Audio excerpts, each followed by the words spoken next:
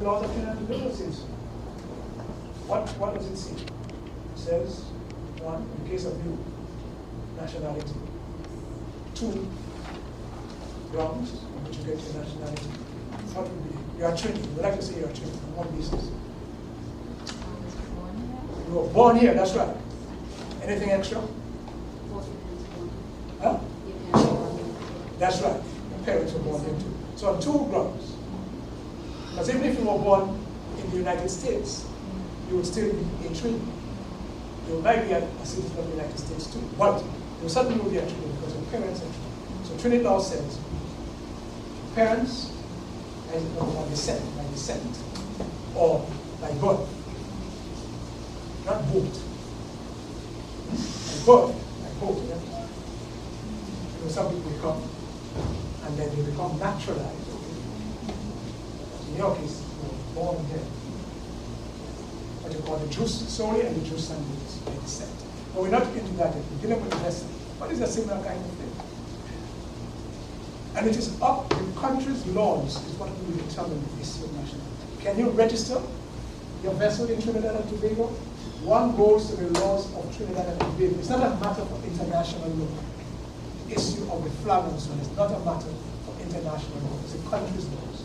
So if you see a vessel going through and they're flying the flag of Panama or Liberia or whatever country, it's because the laws of those countries say so.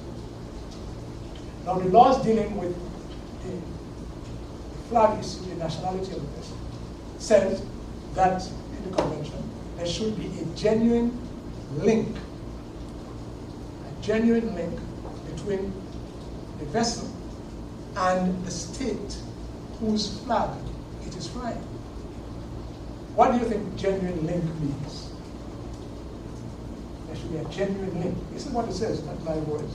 This is what it says.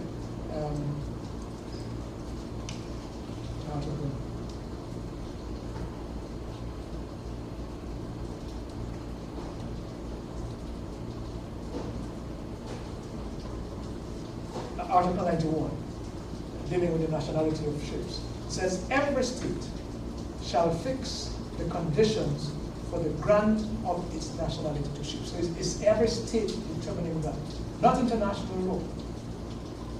But for the registration of ships in its territory and for the right to fly its flag. So you have the right to fly the flag of Trinidad and Tobago, you go to the laws of Trinidad and Tobago to determine that issue. Does Amanda have citizenship of Trinidad and Tobago? Is she a national of Trinidad and Tobago? It is Trinidad and Tobago's laws and Trinidad and Tobago's laws alone that will determine this issue. And a while ago, she proudly said, I'm Trinity because, of course, I was born in Trinidad and Tobago. So to me, unlike you, I was born here. I didn't come here. I was born here. All right. Okay, Amanda, I was born here. That's okay. My grandfather came from Grenada. My grandfather came from Grenada. It's all right. Yes. Is he alive? Yeah? Yes, I can't say to give my regards to a fellow Grenadian.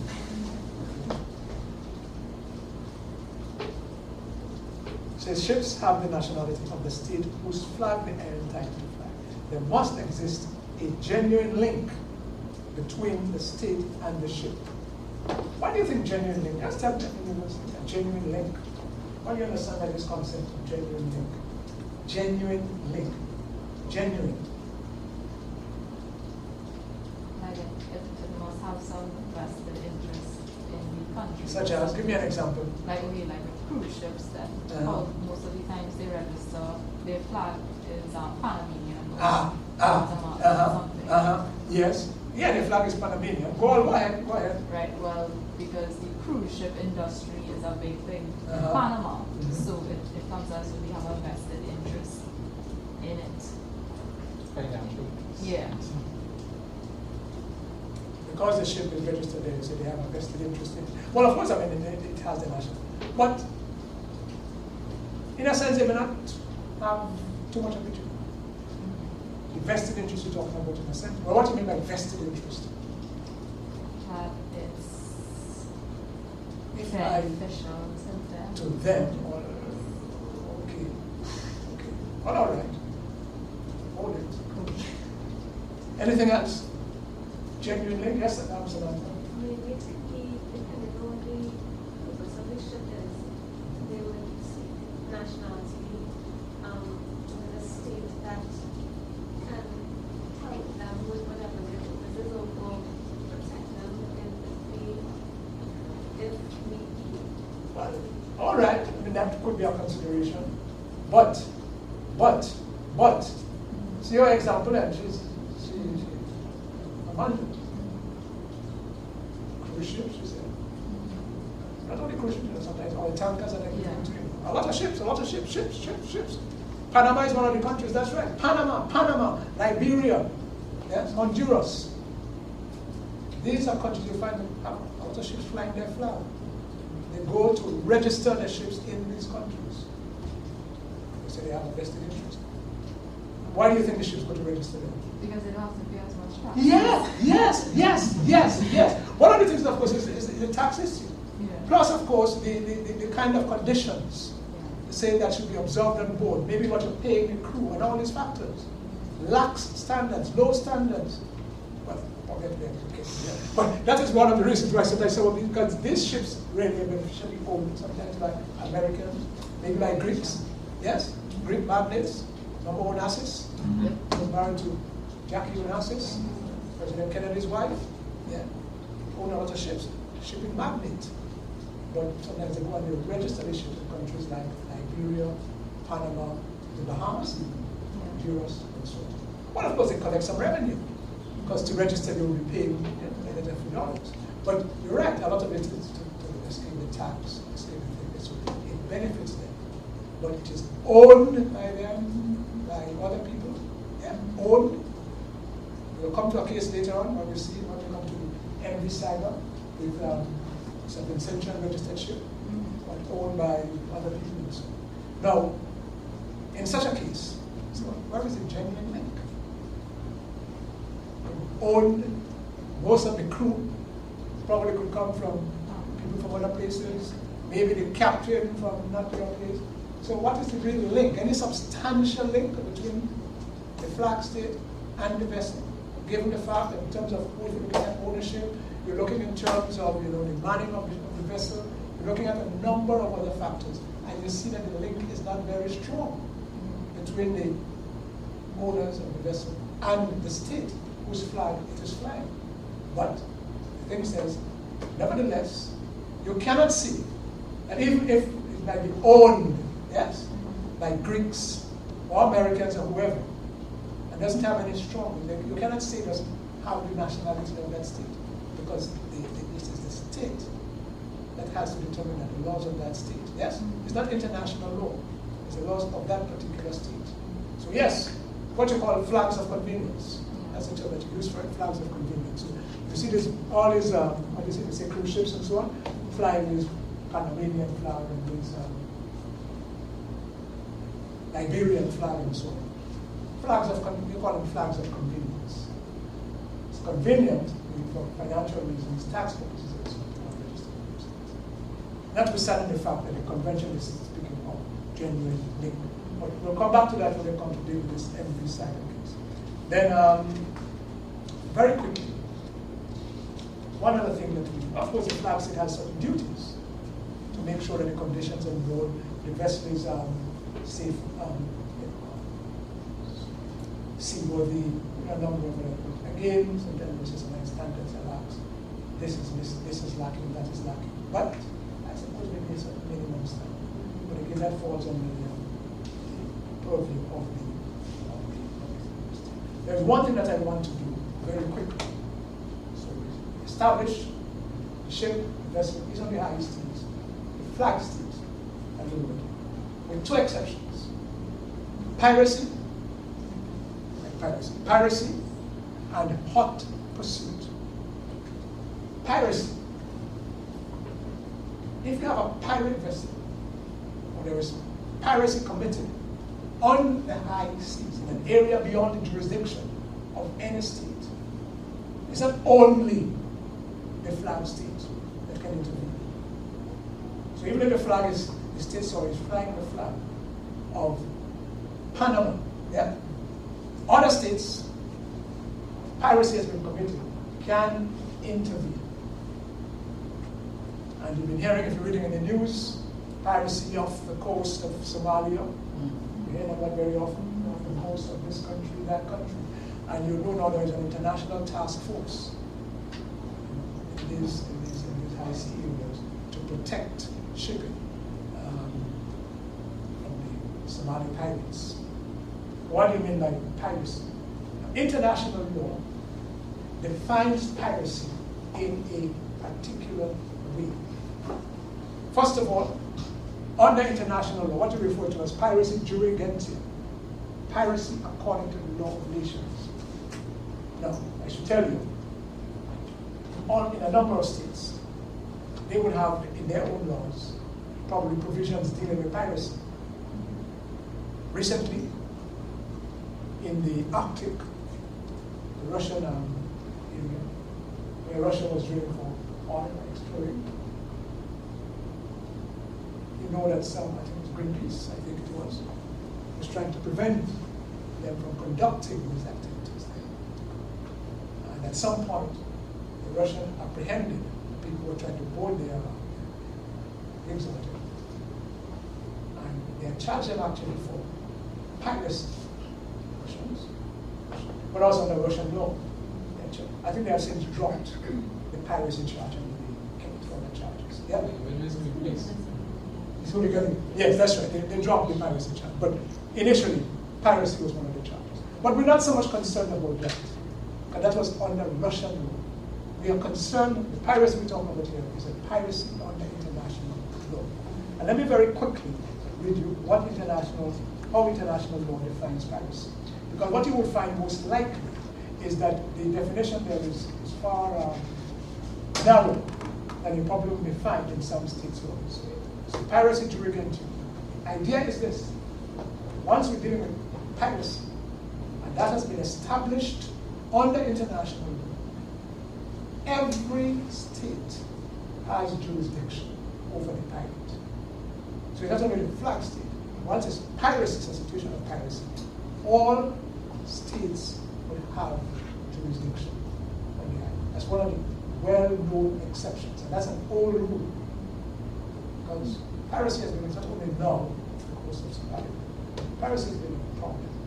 But of course, if you are West Indian, you know what about piracy means. Pirates, pirates, pirates, pirates. One of the borders are some of pirates in the Gulf of Paria. Pirates, yes. Oh, yes, that was before the time. Long, long, long before the time.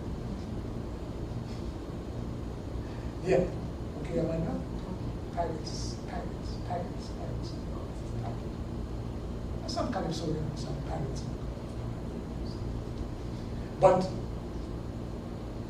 you're looking very often, let me just leave it there. Under international law, first of all, 2 vessels must be involved. 2 vessels.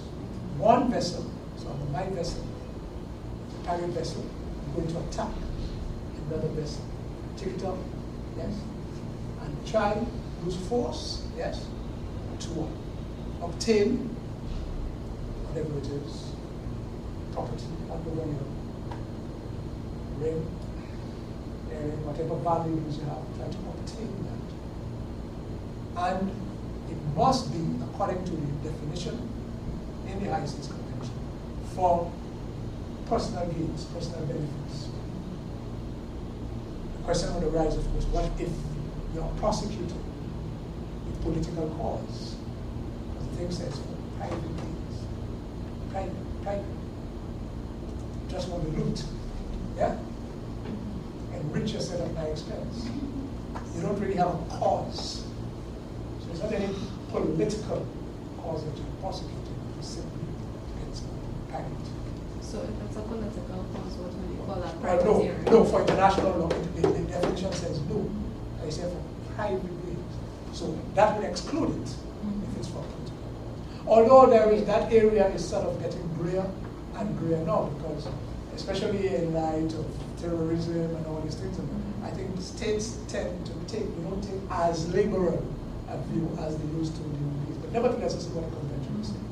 It must be for personal use. So if it is... So if it's for public purpose, then of course that would exclude piracy. So if it's like, you said like, just now gosh, I'll bring it back. Yeah, if it's for political gain, right? That's right. It's not piracy, but what would you call that? Would you call that privateering? Violence? No, I don't know, but I suppose maybe what you call it. Certainly not piracy, you can call it what you want to. Some violence has been used, yes. That's the way we're conducting our war, whatever. And of course it must be on the high seas. If it's within the territorial waters, again for piracy on the international waters. The idea is that once the definition is met, then of course all states will have jurisdiction. So in other words, you have universal jurisdiction over, there's universal jurisdiction over any state. So if you hold it before I do, you can try to argue it when I do it to me. But everybody will have jurisdiction. Any question here, Michelle? How much read it? It's in I'm reading Article 100. Well, read it to us. Read it if you have it. If you have it, read it. Read it. Article 100. Because Canada doesn't have the benefit of duty to cooperate in the repression of piracy. All states shall cooperate to the fullest well, read possible. the full thing now. Definition of piracy. The definition? It's Yes. not there. Article 100. What are you reading? Article 100. And one. Well, I'm reading Article 100 first. Oh, let's go to 101. Where 101, where it okay. defines piracy. All right. Definition of piracy. Piracy consists of any of the following acts. A. Any illegal acts of violence or detention, or any act of depredation committed for private ends by the crew or the passengers of a private ship or a private aircraft, and directed on the high seas against another ship or aircraft, or against persons or property on board such ship or aircraft. Against a ship, aircraft, persons or property in a place outside the jurisdiction of any state.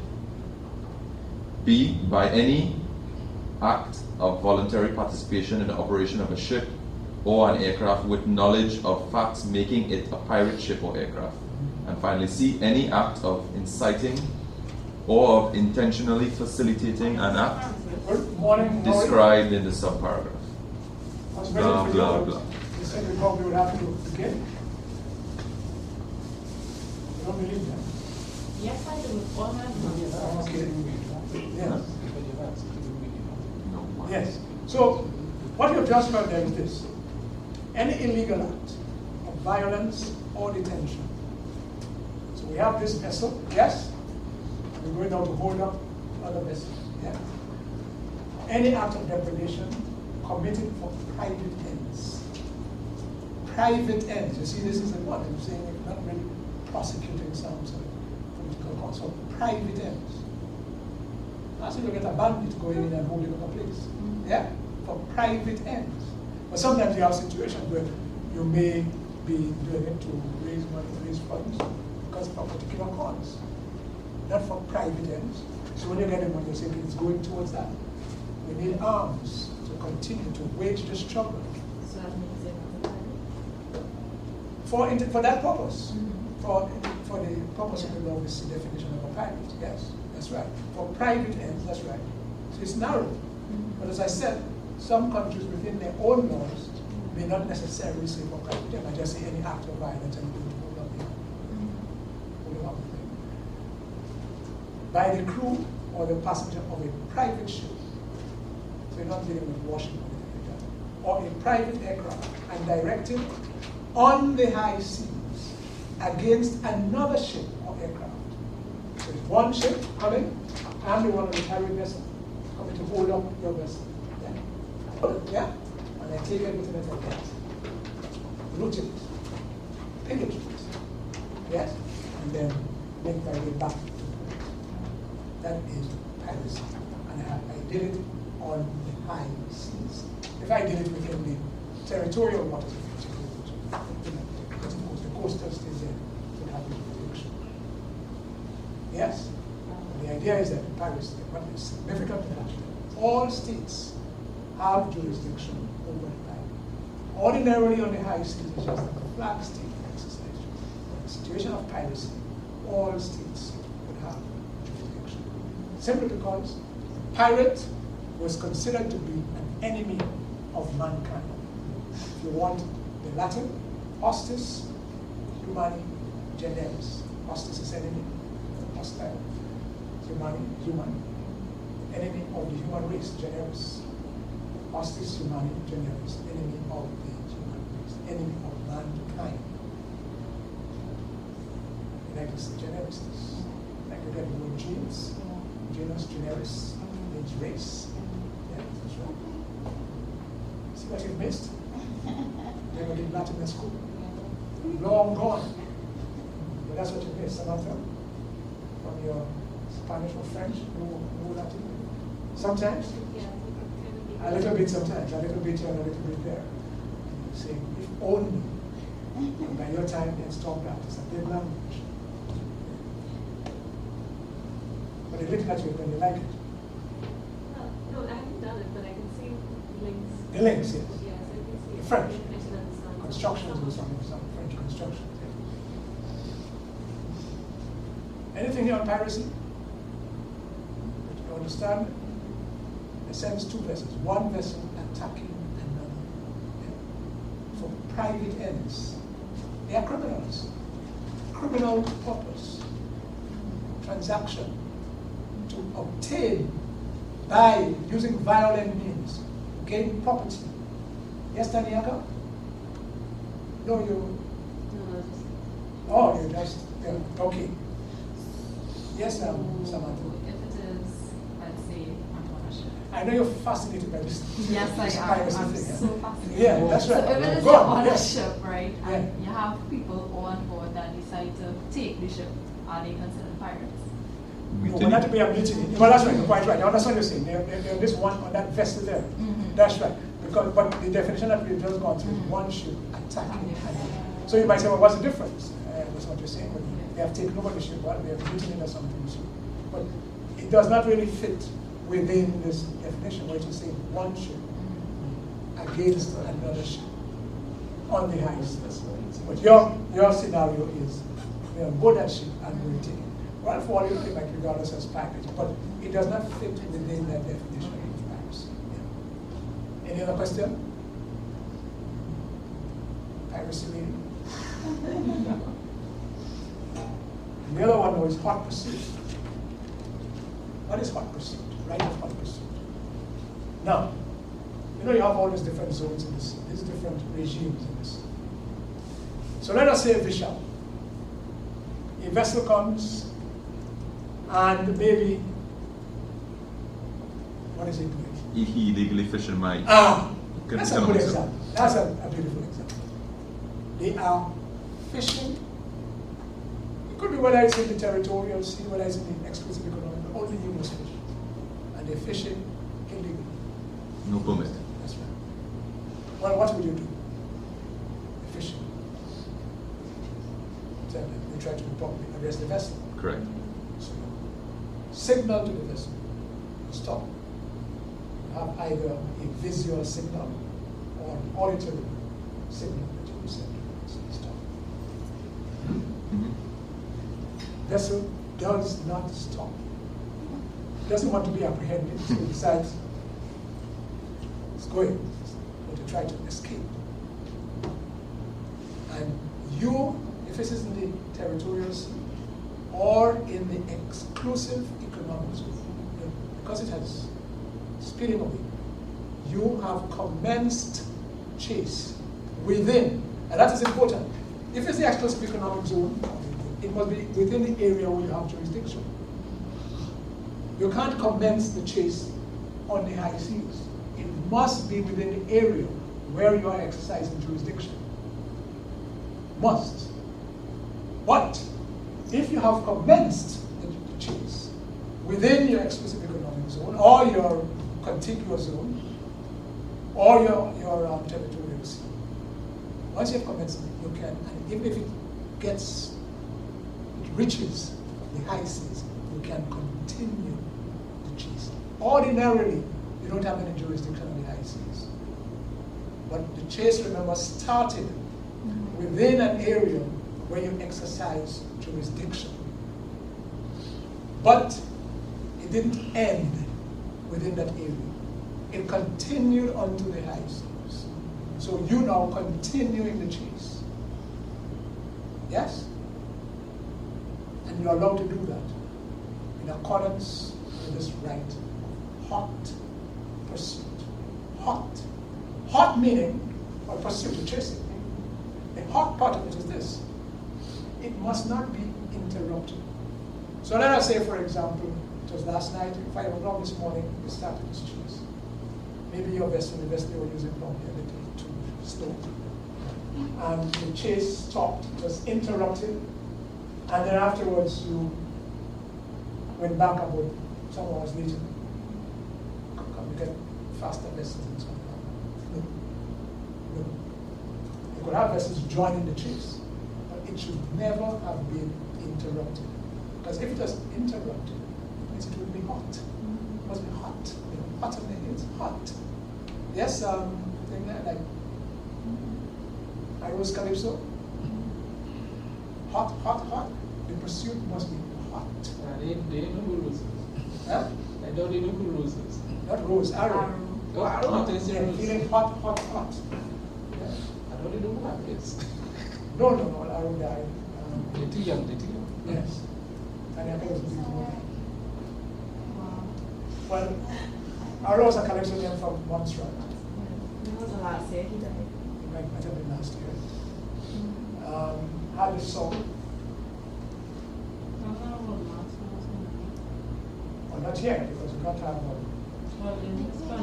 It might have been one.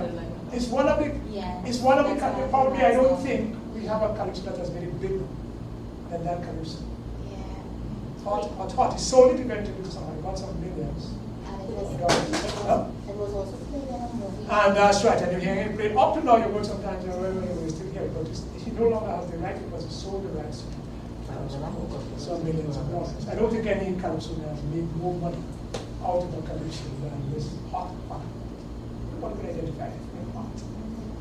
Yes, can't hear? Hot. Yeah. Yeah, anyway, I digress. I was thinking about hot pursuit and I ended up with hot, hot, hot. So the idea is that it must not be interrupted. It must be continuous. But of course, you could have other vessels joining in the chase. So you might have started with one, maybe about 3 or 4 joiners. But the fact is that it must have been continuous. When it goes into the high seas, you can continue the chase onto the high seas. If however, whenever it reaches the territorial water of the state, you have to stop because you cannot exercise any right of pursuit in somebody else's territorial waters. Because the only right that you have in somebody else's territorial waters would be the right of innocent passage. But it's basically easy. So you have jurisdiction. It could be within a contiguous zone. Within a contiguous zone, you can enforce your customs laws, laws against smuggling, your immigration laws, people smuggling, your sanitation laws, and there's something else there. So if that law is infringed by a vessel, so within the contiguous zone, then of course you can commence your chase and continue the chase onto the high seas. Probably the best example, I would say, maybe fishing. Smuggling too, because it's not just smuggling people. If I was a smuggler, I would just go to territorial waters, because they have no jurisdiction over there unless Or how they do have you in the territorial waters? like, okay, like with... No, they would have jurisdiction. Yeah, that's what I'm saying. If I was a smuggler, right, and let's say the Trinidad and Tobago Coast Guard was chasing me, I would go into Barbados as well. Well, that's right. Because that's they right. can't Well, be okay, anything. but then, of course, if you go If there, they have an they agreement might with ask the Barbados, Barbados then authorities fine. to apprehend you, and then they might hand you over to the Trinidad authorities. You see what I mean? That's still the same. So wait, Not in necessarily, you know. terms of piracy then, if I illegally detain or board a ship within my exclusive economic zone under the guise of they violated some law, and then I obviously take their goods and catch them, for private ends, but I'm within my economic zone, is it still, am I still liable under Article 100 that But all what of the have you done states? within this economic zone? You can't say. Another ship has entered my economic zone and I determined they're violated in some way. Whatever. They have violated Under your the law. guise that they have violated some some coastal state law, I board their ship, I seize their catch. When the vessels in your exclusive economic Yes. zone. I board the They ship. were, they were fishing in your. I don't know. I just board the ship because I just Well, no, you have to tell determined. me. Yeah, they were in. Under the guise. No, you that have to tell I me could- exactly. Were they fishing in your exclusive economic zone? I'm not sure. You just I just board the ship. Well, no, you can't just Because board this ship. is the No, no, argument you have some of to the decide- Somalian pirates they argue that. What do you mean? Not state officials are talking about. No. Private persons. Yeah. Yeah. Who have just boarded your ship and have taken it up. Well, they have committed, well, first of all, the flag state Hmm. would have jurisdiction over that sort of situation. No, we're not in the high sea. We're in Somalia. Okay, let's for example paint the picture. So we're in Somalia's exclusive economic zone. Mhm. A Chinese ship is passing through. A private Coast Guard, that's what they call them now, I read it. They board the ship, probably claim that the Chinese have violated some Somalian law. But it's an illegal, they've committed an illegal act. Yeah. Okay, They good. say them. They say they've committed a legal act, board the ship and confiscate their goods. And take the goods, Yes. take the goods and board the Mhm. ship. Well, Is that piracy? Well, yeah, that would be piracy because, of course, it's one ship. You know, it's violence. Yeah, it's Right. illegal. Yeah. Now, within my For private- economic for economic private zone, ends. can then the flag state, the Chinese ship flying the flag? But don't forget that, you see, within the exclusive economic zone, don't forget, a lot of the high seas freedoms Are have still remained extended. intact. Yeah? Because remember, all the coastal state has within its exclusive economic zone will be the right to the resources. It doesn't have anything else, really. Rights to resources. Okay, yes, it has jurisdiction over scientific research, and it has jurisdiction over artificial islands or whatever installations that it might have erected within the zone. But really and truly, fundamentally, it exists to give you exclusive rights to resources. Mhm. So the freedom of navigation, the freedom of flight, all the other freedoms have remained intact, except for the freedom of fishing and the freedom of scientific research that you would have had on the high seas. The other freedoms remain intact. So yes, they will be able to, I suppose they can regard. So then, but I think the crux of the matter I'm trying to get at is, can a Chinese military ship come to the assistance of that Chinese vessel within my economic Well, exactly. Okay, I'm glad you say military too, because again, in terms of the ship dealing with a pirate, it has to be. It can't be a private vessel dealing with a pirate. It will have to be a state vessel. So the Coast Guard or somebody like that taking action against this. Because what you don't want to extend this incidence of just private people just taking it. No, it would have to be a state washing or a government vessel authorized to undertake that kind of perform that kind of function. Yeah. So it's a private. Now, while we have a few more minutes before we have, just before you come, well, we have some time still for you and your continental shelf. But before you come, few remaining minutes that we have for this part of the session, let me look at the exclusive economic zone with respect to the Caribbean Sea, our Caribbean Sea. Exclusive economic zone. Remember, the exclusive economic zone. Remember, it's 200 nautical miles. But, Amanda, Yes. 200 is just maximum. Always remember that. 200 nautical miles. Now, we're in the Caribbean. We don't have a map. Who has that? Who could bring up a map of the Caribbean to me? Anybody? Please. Oh, you mean bring it? Physical map? Here, man. Oh, Just- draw one? This is No. why we have this. This is why we have this thing. Yes, please. Yes.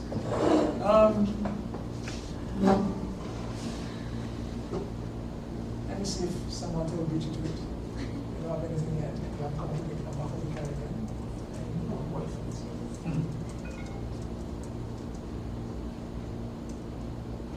Can you put anything in? Huh? Can you put any kind of internet or anything? Anyhow, let's continue with it.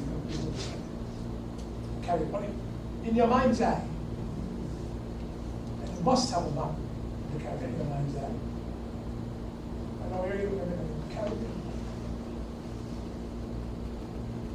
The Eastern Caribbean, where we are. It's a number of little islands, yes? Bordering the Atlantic coast, east.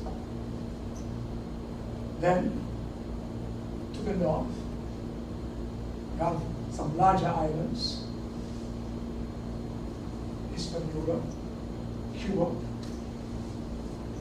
yes, to the north, bordering the Gulf of Mexico. Then to the west, we have the Central American Isthmus, Central American countries, Nicaragua, Honduras, Costa Rica, and I suppose we can say Panama. And to the south, we have, of course, the mainland, comprising Venezuela, Colombia.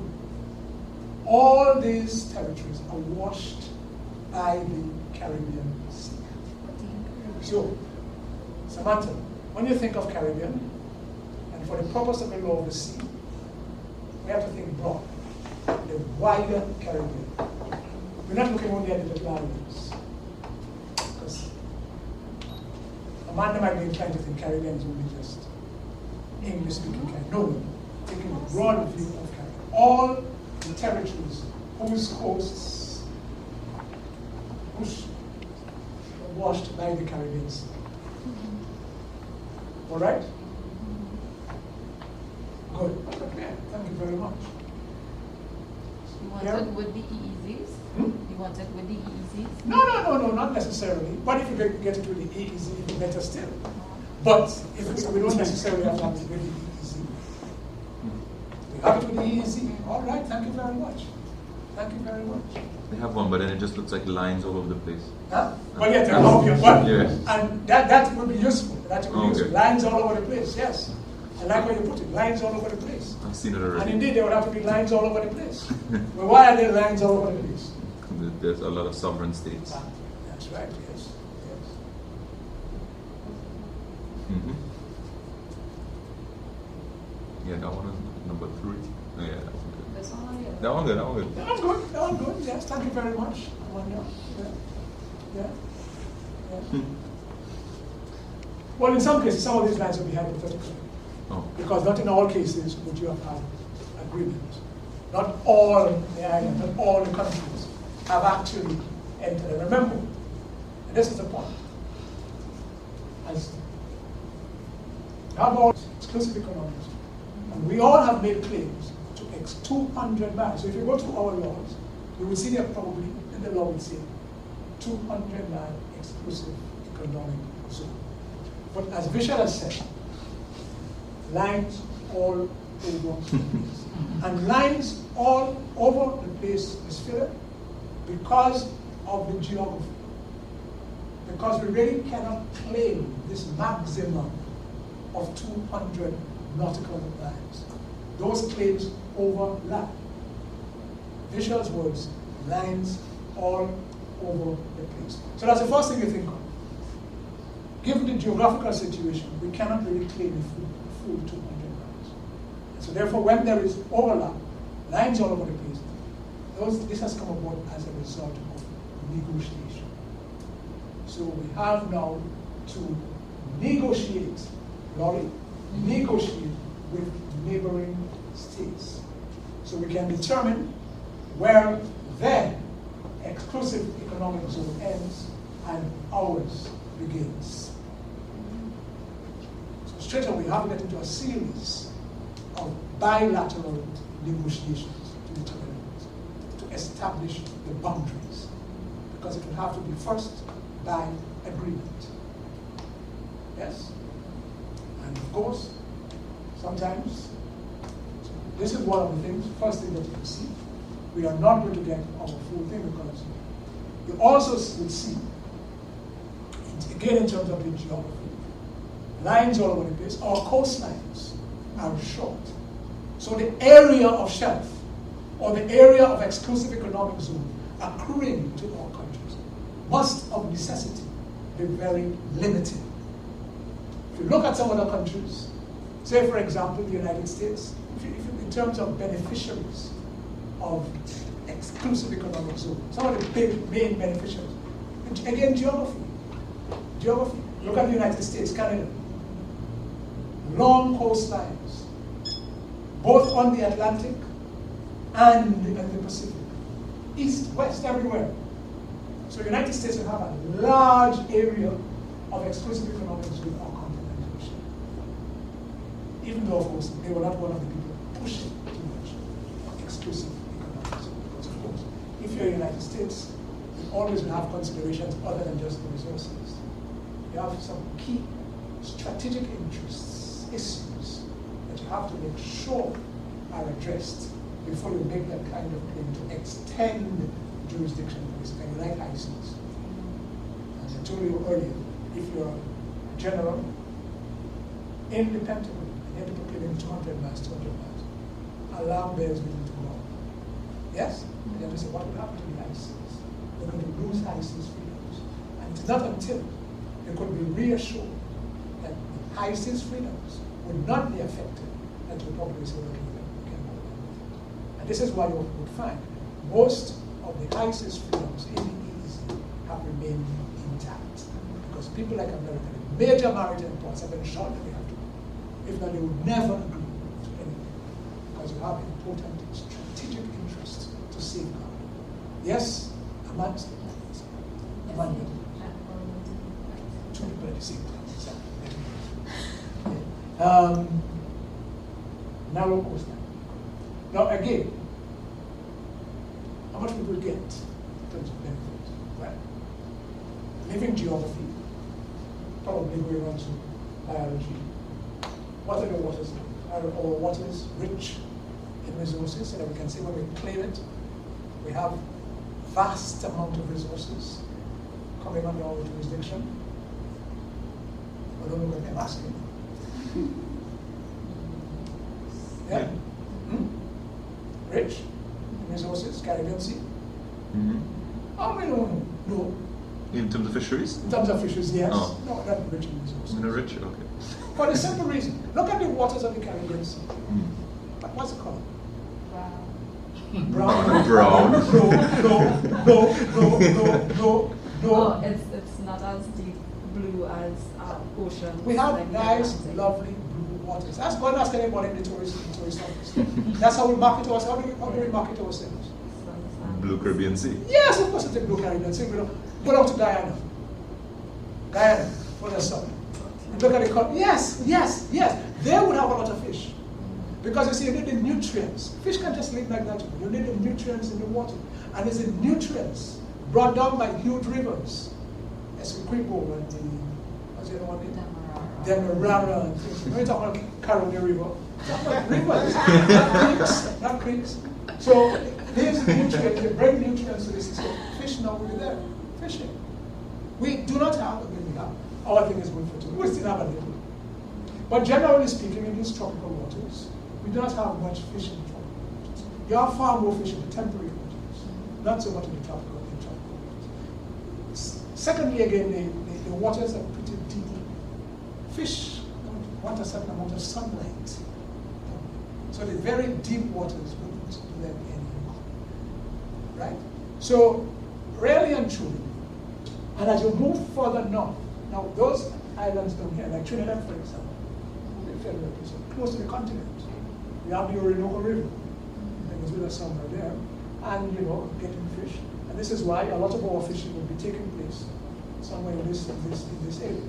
But as you move further north, further away from the landmass, continental landmass, the resources become more sparse. By the time we get to the leeways, St. Kitts, Antigua, we don't have that much fish. Mineral resources, well, maybe some of the islands probably do not have much of a shelf to talk about. Why continental shelf? Again, how much you get from the continental shelf depends on how, on the area of shelf, in a geological sense. Well, we haven't come to continental shelf yet. Later on, we'll be learning everything about continental shelf, everything we want to know about continental shelf. And I'm told that Amanda spent sleepless nights working on this continental shelf, as the candy. Still sleeping? That's right. Yes. But let me go to these lines all over the place. Visual words. So they're very good observation. It means, therefore, you cannot claim that freely because of a geography. Short coastline. But states, other states, are also very close to us. So you can't even get a very wide area. We're quick to claim it. Of course, it's ours, yes. Quick to claim it. But not much in terms of geographical space will be coming under our jurisdiction as a result. And furthermore, we will have to enter into negotiations with those neighboring states. And negotiating delimitation agreements could be difficult. It's not straightforward. Samantha would think, well, why not just say median line, or can't we agree on this, and why can't they agree? States, especially, they probably have reason to think that there might be some resources there, potential. Then you'll find the negotiations even more difficult. Then, of course, small islands, when what's deals. You have to delimit. You need certain kind of skill, yes? People competent in certain areas in order to, say, undertake that exercise of negotiation. Or can you think of some of the skills that you probably would need? In other words, if, say, for example, you're representing Trinidad and Tobago and you have to go to get a team together to go and negotiate with, say, Venezuela, the limitation agreement. Let me hear what your team will think like in terms of personnel. Any person from the energy sector. Okay, you take somebody from the energy sector. Yeah. All right. You need someone from fisheries. Take somebody from fisheries, yes. You You need a geologist, yeah. What the person who draw the maps again? Cartographer. Hydrographer. You need a hydrographer, yes. No, that's right. These are some of the people that you would need. Hydrographers to tell you what, you do this, if you use median line, this is what you probably will get. If you use another method, because we want to go step. Good. We want the method of use. The other states say the same thing too.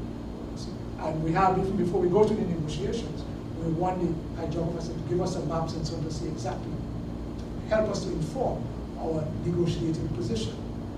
Because you can't just leave and just go. You have to prepare. You need all these people. You're quite right. But remember, some of these people you have mentioned there, if in a small island, maybe I said Vincent and the Grenadines, maybe they may not have a hydrographer. It's quite possible in their employment. Maybe they're not employing any hydrographer. Because not every day you have to negotiate. So why do you have a hydrographer? You probably may not have anyone in this service.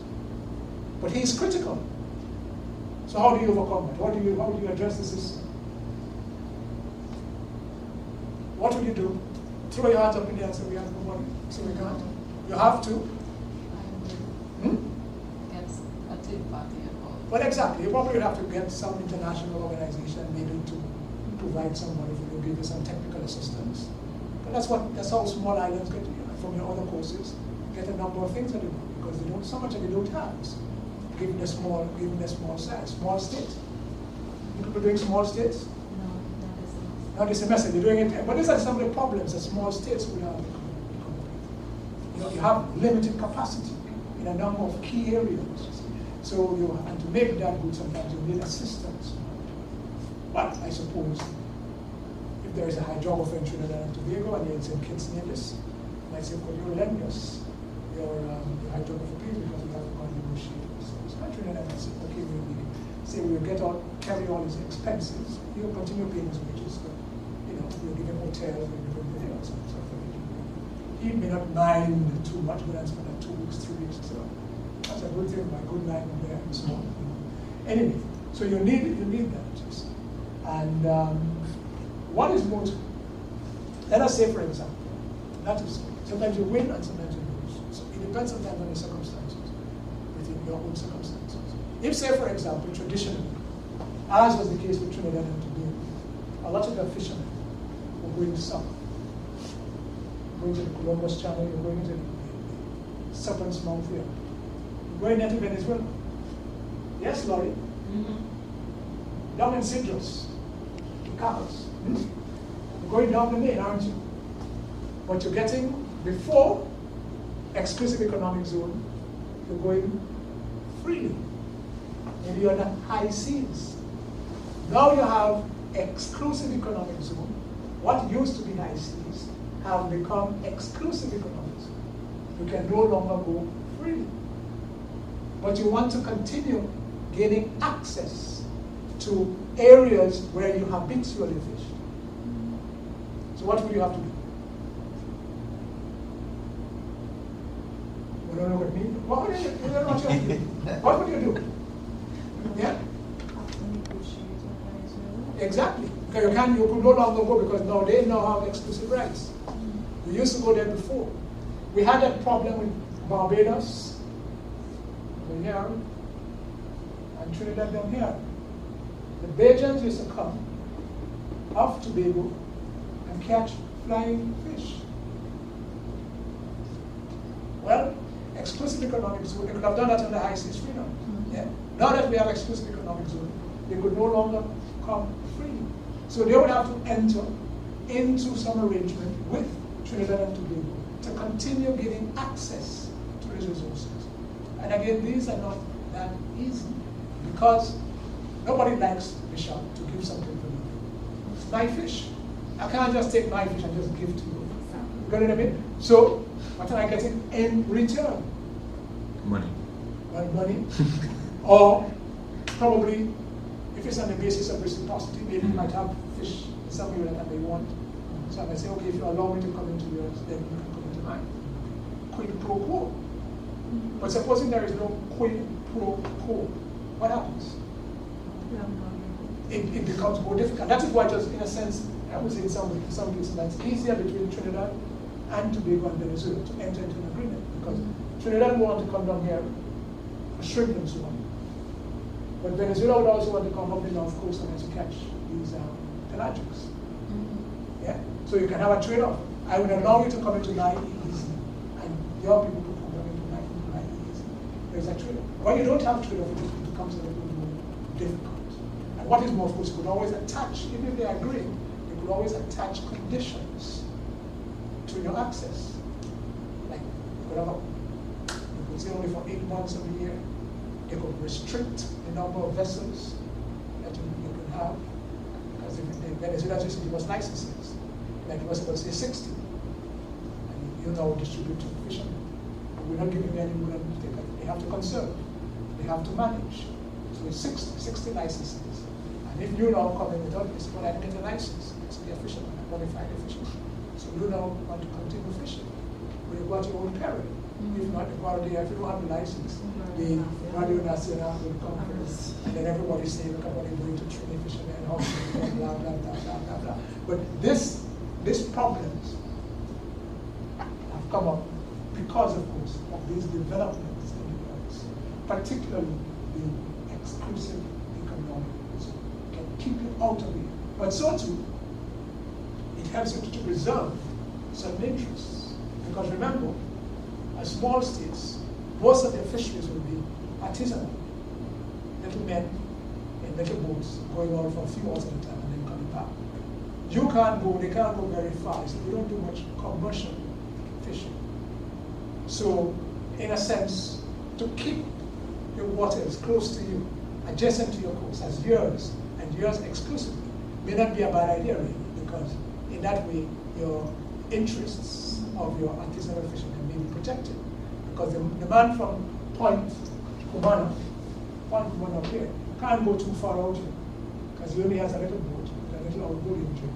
So that will be taken for so long, and maybe you can keep out a lot of the fish. So that is, in a sense, how this thing could impact on the Caribbean. Now, when you look at, and as I said, your geography, which countries from this map will have the largest area of exclusive economic zone in this Caribbean Sea? Colombia. That's right. It's not us here because our coastlines are very short. So the countries that should have the largest area, of course, look at Venezuela. Sometimes we don't even want to consider Venezuela as Caribbean, but it's very much Caribbean. And look at its coastline. Look at the Venezuelan coastline. Very, very, very long. Colombia again, very, very, very long. So by the time they come up here, and we here, we can't go all the way out here because of course we have Venezuela coming up here. And I'll tell you another thing. Venezuela has a little island somewhere around here. It's uninhabited. It's called Bird Island or Aves Island. Bird Island or Aves Island. Bad news for us. Bad news for us because of course Venezuela is claiming an exclusive economic zone for this uninhabited island. It's just a mere rock. So if they're down here, and you have this island up there, you can imagine what is going to happen. And they have made that claim. So that is a problem in a sense for us. I don't know how we're going to address it. We can say no, they shouldn't get anything like that. Because under Article 121, living with islands, we have enough time. We have migraine. Yeah. This presentation is causing that. I'm so sorry that you have this migraine. Do you have anything you can take for migraine? No, I can't do It's that. migraine is like that. I suppose Yeah. when you get a migraine, you get a migraine. So sorry. What's your diet? What do you try to diet? You get something, yes, that's right. Yes.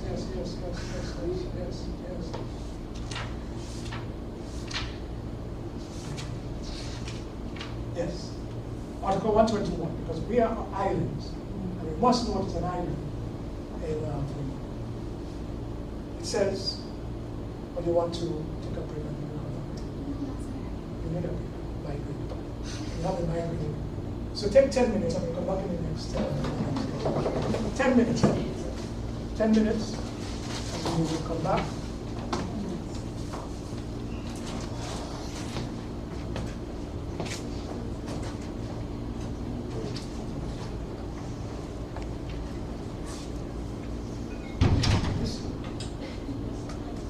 Yes, Lord.